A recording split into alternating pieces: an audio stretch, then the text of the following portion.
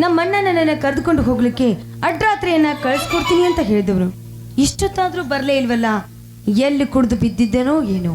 ಇರ್ಲಿ, ನಾನೇ ಆಟೋ ಸ್ಟ್ಯಾಂಡಿಗೆ ಹೋಗಿ ಆಟೋ ಹಿಡಿದುಕೊಂಡು ಮನೆಗೆ ಹೋದ್ರಾಯ್ತು.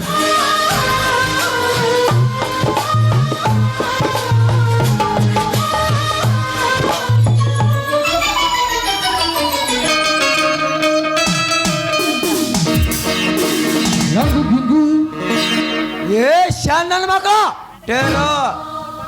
ಯಾರೋ ನೀನು? ನಾನು ಯಾರೇನು ಅರೆಯದ ಬೇಕಿ ಮುಗೀತು ನಿನ್ನ ಕತೆ.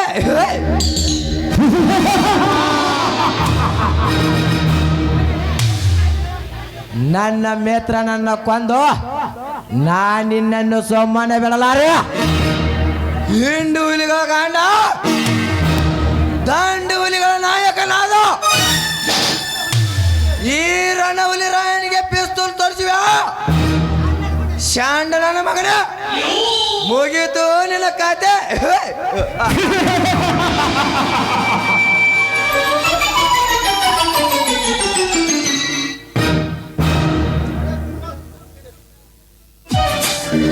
ಹಣ ತುಂಬಿದ ಸೂಟ್ಗೇಸಿ ಟೈಗರ್ಗೆ ಒಪ್ಪಿಸಿ ನಿಮ್ಮ ಪ್ರಾಣ ಉಳಿಸಿಕೊಂಡು ಕಣ್ಣು ಮರೆಯಾಗಂತ ಹೇಳಿದ್ರೆ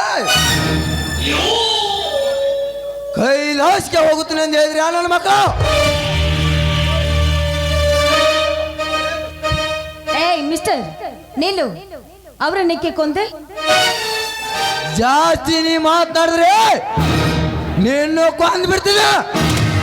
ನೋಡು, ನೀನ್ ಹೀಗೆ ಹಾರಾಡಿದ್ರೆ ಪೊಲೀಸರಿಗೆ ಫೋನ್ ಮಾಡಿ ನಿನ್ನನ್ನು ಸ್ಟೇಷನ್ಗೆ ಹಾಕಿಸ್ಬೇಕಾಗತ್ತೆ.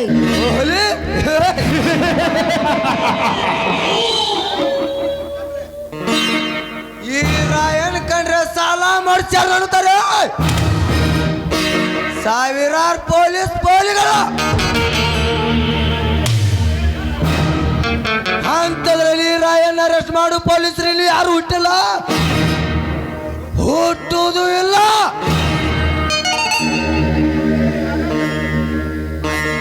ಒಂದು ವೇಳೆ ಅವನಾದ್ರೂ ಹುಟ್ಟಿದ್ರು ಈ ರಾಯಣ್ಣನು ಒಂದು ಕೂದಲಾಸ ಅಲ್ಲಾಡಿಸಲು ಸಾಧ್ಯವಿಲ್ಲ. ಆ ನಿನ್ನ ಪೊಲೀಸರಿಗೆ ಅಂದ್ರೆ ನೀನು ಅಷ್ಟೊಂದು ಶೂರನಿರ್ವಿಯಾ? ಏನಾಗತ್ತ ದೂರ ಧೀರನೆಂದು ನಿನ್ನಂತ ಚಂದುಳ್ ಚೆಲುವರ ಮುಂದೆ ಜಂಬ ಕತ್ಕೊಳ್ಳೋ ವ್ಯಕ್ತಿ ನಾನಲ್ಲ. ನಾನು ಯಾರು ಗೊತ್ತಾ? ಗೊತ್ತು. ನೀನೊಬ್ಬ ಮನುಷ್ಯರನ್ನೇ ಹರಿದು ತಿನ್ನುವ ನರಭಕ್ಷಕ ಅನ್ನೋದು ಚೆನ್ನಾಗಿ ಗೊತ್ತು ಈ ನಾಗರತ್ನಳಿಗೆ. ನರಭಕ್ಷಕನಲ್ಲ ನಾಗರತ್ನ. ಈ ರಾಯಣ್ಣ ಸಿಡಿದೆದ್ದರೆ ಸಿಡಿದ ಶಿವಶಕ್ತಿ ನಾಟಕ ದಿಲ್ಲಿ ಹೊಕ್ಕರೆ ದಿಲ್ಲಿ ಹೊಕ್ಕ ಪಂಡವಲ್ಲ. ಕುಕುಮ ಹಚ್ಚಿದರೆ ಕುರುಬ ಹಚ್ಚಿದ ಕುಕುಮ ಜಾಗ ಮೆಚ್ಚಿದರೆ ಜಾಗ ಮೆಚ್ಚಿದ ಮಗ ಕೆರಳಿದರೆ ಕೆರಳಿದ ವೀರ ಕೆಸರೆ.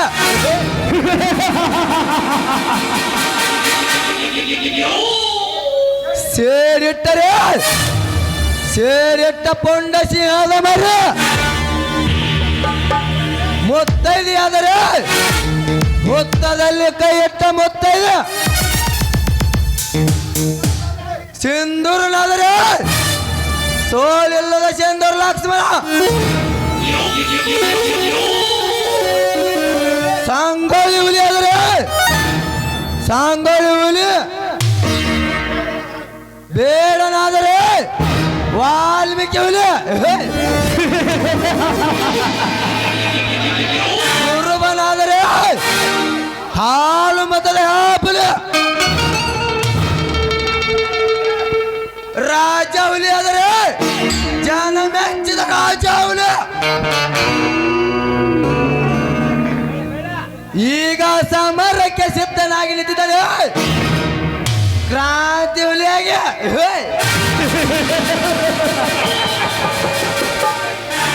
ಮುಂದೆ ನೀನು ರಣರಂಗಕ್ಕೆ ಇಳಿದ್ರೆ ಜೈಲಿನಲ್ಲಿ ಜನಿಸಿದ ಹುಲಿ. ನೋಡು, ನೀನು ಯಾವ ಹುಲಿ ಆದ್ರೆ ನನಗೇನು?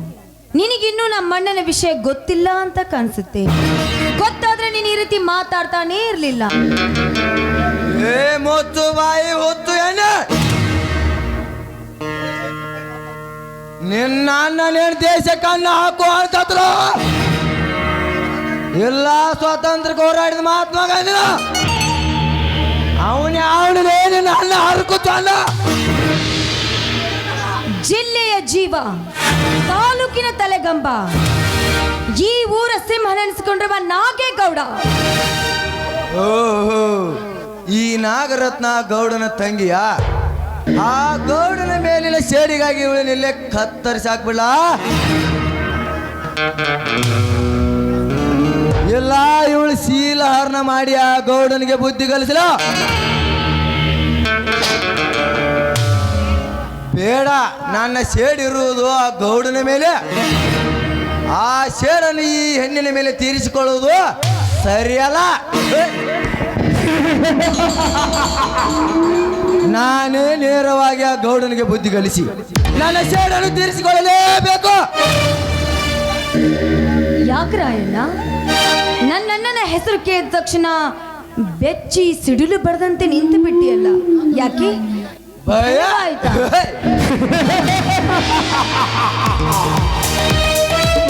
ಭಯದ ಭೀತಿಯನ್ನೇ ಮೆಟ್ಟಿ ನಿಂತು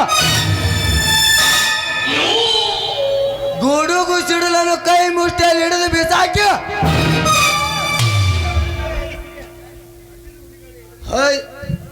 ಹಸಿದು ಹುಲಿ ಎದುರಿಗೆ ಬಂದರೆ ಹುಲಿನ ಸಿಳಿ ಕೊಂದ ವೀರನಾದ ಈ ರಾಯನಿಗೆ ನಿನ್ನ ಅಣ್ಣನ ಹೆಸರು ಕೇಳಿದ ಕೂಡ ಹೆದರುವ ಹೇಡಿಯಲ್ಲ.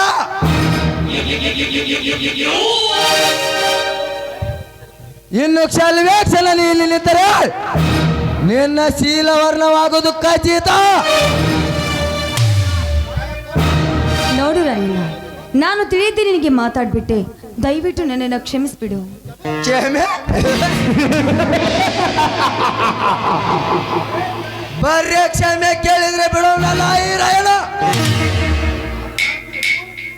ನಾನು 3 ಚಿಟ್ಟಿಗೆ ಹೊಡೆದ್ರೊಳಗೆ ನಾ ಮಾಡುವ ಸ್ಮೋಕಿಗೆ ಬೆಂಕಿ ಹಚ್ಚ ಈ ರೌಚ್ಯದ ರಾಯನ ಮನೆ ತಣಿಸುವಂತೆ ಒಂದು ಹಾಡನ್ನು ಹಾಡಲೇಬೇಕು. ಏನು ಹಾಡ? ನನಗೆ ಹಾಡ್ಲಿಕ್ಕೆ ಬರೋದಿಲ್ಲ. ಹಾಡುವುದಷ್ಟೇ ಅಲ್ಲ ನಾಗರತ್ನ, ಕುಣಿಯುತ್ತಾ ಹಾಡಬೇಕು. ಇರ್ದಿದ್ರ ಇಲ್ಲಿ ನಡೆಯುವುದೇ ಬೇರೆ.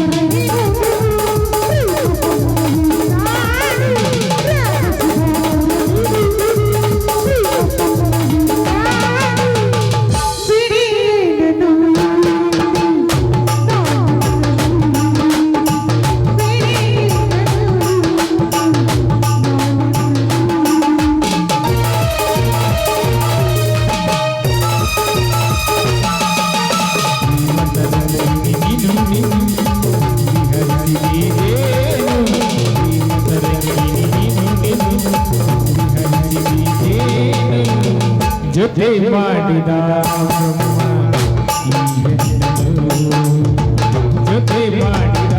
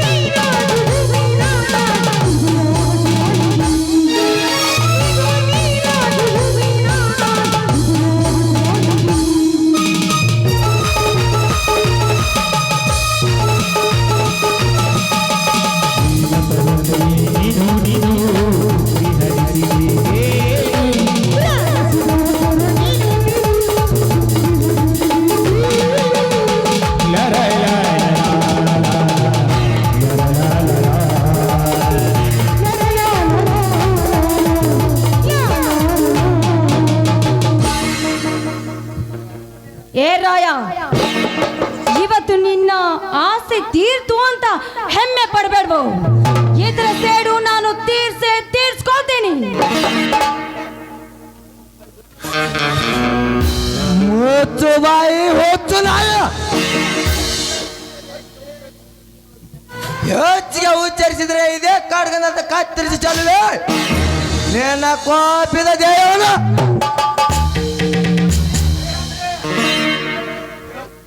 ರಾಯಣ್ಣ ತಳಗಿಳಿಸು ಯಪ್ಪ, ನೀ ಎತ್ತಿದ ಕ್ರಾಂತಿಯನ್ನು ಕಡ್ಗೋಣ.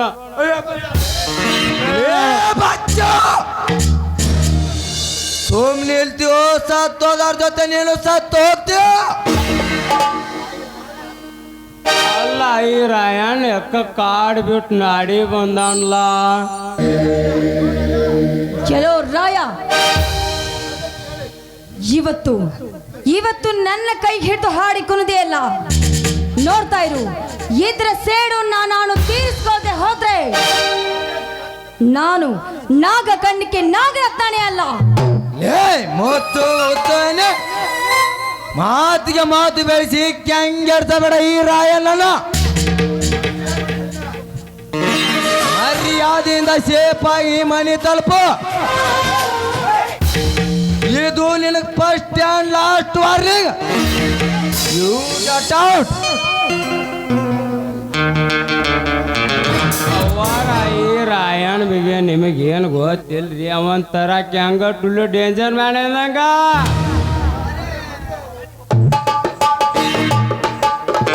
ನಾಗರತ್ನ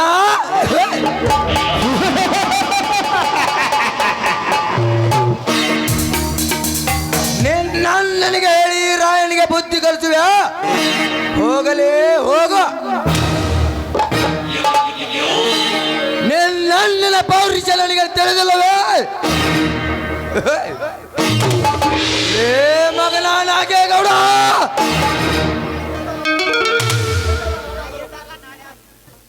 ಇಂದಲ್ಲ ನಾಳೆದ್ರು ಬಂದು ನಿನ್ನ ಸೊಕ್ಕ ನಡಗಿಸಿ ನಿನ್ನ ದೇಹದ ಮಾಂಸವನ್ನು ಬೀದಿನಾಗಿ ಹಾಕ್ತಿದ್ರ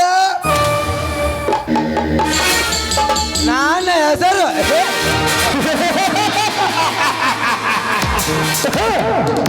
ರವಿ ಕೋಟ್ ತೇಜ್ ರಾಜ ಹುಲಿ ರಾಯನೇ ಅಲ್ಲ.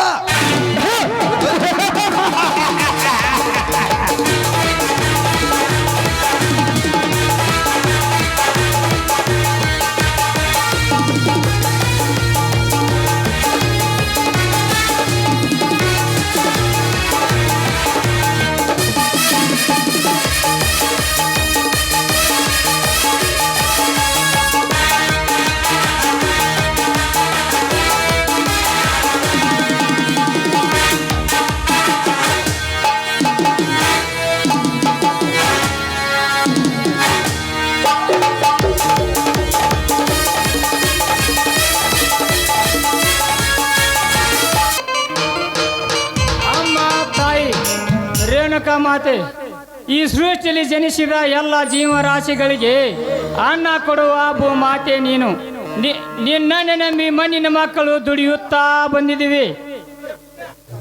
ಈ ಬಡ ರೈತರನ್ನು ಕೈ ಹಿಡಿದು ಕಾಪಾಡಿ ಈ ಜಗದಲ್ಲಿ ಮುಂದೆ ಬರುವಂತ ಮಾಡುತ್ತಾಯಿ ನಿನಗೆ ಮತ್ತೊಮ್ಮೆ ಶಿವರಾಯನ ನಮಸ್ಕಾರಗಳು. ರೀ, ಈ ಭೂಮಿ ತಾಯಿಯನ್ನು ನಂಬಿದವರು ಯಾವತ್ತಿಗೂ ಕೈ ಬಿಡೋದಿಲ್ಲ ರೀ. ನನ್ನ ಭೂಮಿ ತಾಯಿ ಕೈ ಕೆಸರಾದ್ರೆ ಬಾಯಿ ಮೊಸರು ಅನ್ನೋದು ಖಂಡಿತ ರೀ.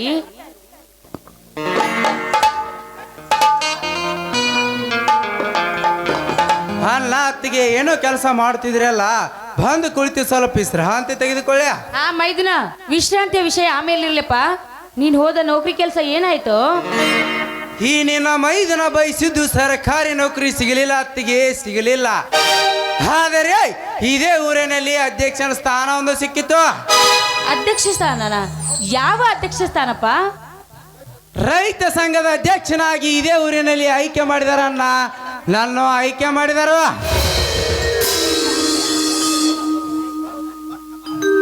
ಮೂರ್ಛು ಬಾಯಿ ಮೂರ್ಖ, ನೀನು ಇನ್ನೊಂದು ಸಾರಿ ಅಧ್ಯಕ್ಷನ ಆಗುತ್ತೇನೆ ಎಂದು ನೀನು ಕೊನೆಯ ಮಾತು ಮಾತಾಡಿದ್ರೆ ನಿನ್ನ ಕತ್ತನ್ನು ಕಾಸಲು ಸಹಿಸಲ್ಲ. ನೀನು ನನ್ನ ಶಿವರಾಯ. ಯಾಕ್ರಿ ಯಾಕೆ ರೀತಿ ಮಾತಾಡ್ತಾ ಇದ್ದೀರಾ? ಹುಟ್ಟಿದಾಗಿನಿಂದಲೂ ಇಷ್ಟು ದೊಡ್ಡವನಾದ್ರೂ ಒಂದೇ ಒಂದು ಸಹ ಸಿಡುಕಿನ ಮಾತನ್ನು ಆಡ್ದವರಲ್ಲ ನೀವು. ಆದ್ರೆ ಇವತ್ತು ನನ್ನ ಮೈದುನನ ಮೇಲೆ ಕೈ ಮಾಡ್ತಾ ಇದ್ರಲ್ಲ, ಯಾಕ್ರಿ? ಏನಾಯ್ತು ರೀ?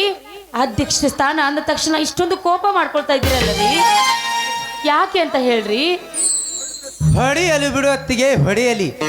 ಈ ನನ್ನನ್ನು ಬಿಟ್ಟರೆ ಈ ಬೆನಕನ ಮೇಲೆ ಕೈ ಮಾಡುವುದೇರೆ ಯಾರಿಗಿದೆ ಈ ಊರಿನಲ್ಲಿ?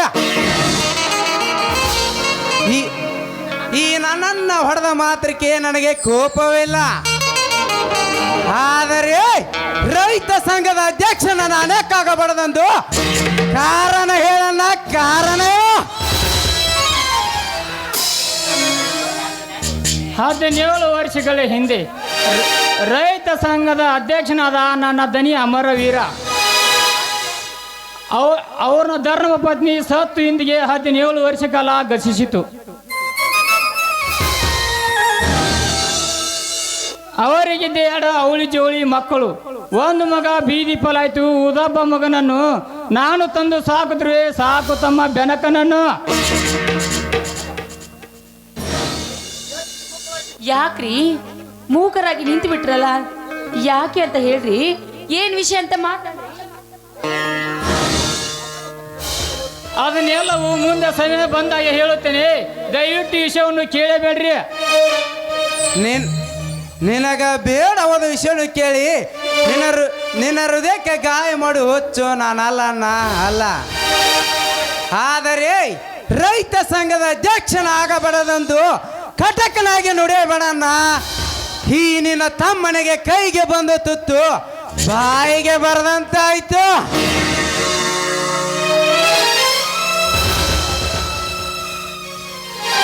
ನೋಡು ಕನಕ, ನೀನು ಅಧ್ಯಕ್ಷನ ಆಗುತ್ತೇನೆ ಎಂದು ನಿನ್ನ ಕೊನೆ ನಿರ್ಧಾರ ಆದರೆ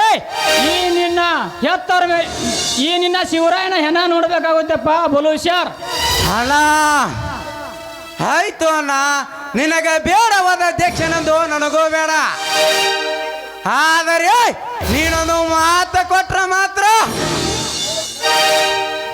ಅದೇನಂತ ಹೇಳು ಬೆನಕ. ಖಂಡಿತವಾಗಿ ನಿನ್ನ ಆನೆಯಾಗಿ ನಡೆಸಿಕೊಡುತ್ತಾನೆ.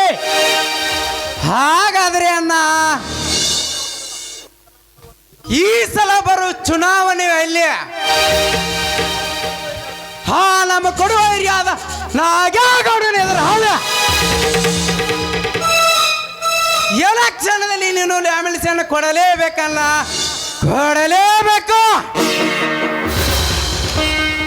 ಆದರೆ ಸೋದರ, ಆ ಕನಕನ ಅಭಿಪ್ರಾಯ ಅಲ್ಲ, ಆ ಕನಕನ ಮಾನ್ಯ ಗೌಡರಿಗೆ ಸಡ್ಡು ಹೊಡೆದು ಹೇಳಿದಾನೆ, ಈ ಸಲ ನೀನು ಎದುರಾಳಿ ನಮ್ಮನ್ನ ಬಹದ್ದೂರ್ ಶಿವರಾಯನಿರ್ತಾನೆಂದು.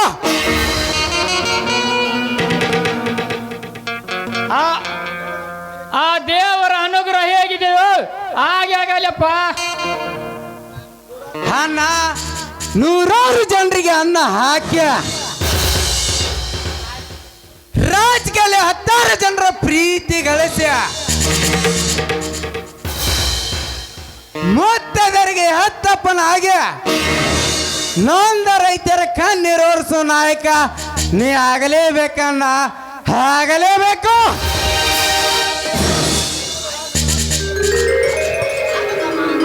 ಆಯ್ತು ಸೋದರ, ನಿಮ್ಮ ಆಸೆ ಅಂತೆ ರೈತ ತೋರಿಸಿದ ಕೊಟ್ಟ ದಾರಿಯಲ್ಲೇ ನಡೆಯುತ್ತೇನೆ. ಒಳ್ಳೆಯವರಿಗೆ ಧರ್ಮರಾಯನಾಗಿ, ಕಟುಕರಿಗೆ ಕಟುಕರಿಗೆ ಯಮ ಧರ್ಮರಾಯನಾಗಿ, ಕಟುಕ ಶ್ರೀಮಂತರಿಗೆ ಆ ಶಿವನ ಹುಡುಗನಾಗಿ.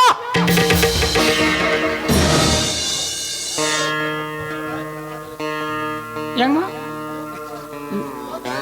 ನಂದು ರೈತರ ಕಣ್ಣೀರು ಒರೆಸೋ ನಾಯಕನಾಗುವೆ ಈ ನಾಡಿನಲ್ಲಿ. ಆಯ್ತು ಅಣ್ಣ, ಆಗಲೇಬೇಕು. ನೀನು ಈ ಕಣ್ಣೀರು ಬಡ ರೈತರ ಕಣ್ಣೀರು ಒರೆಸೋ ನಾಯಕ.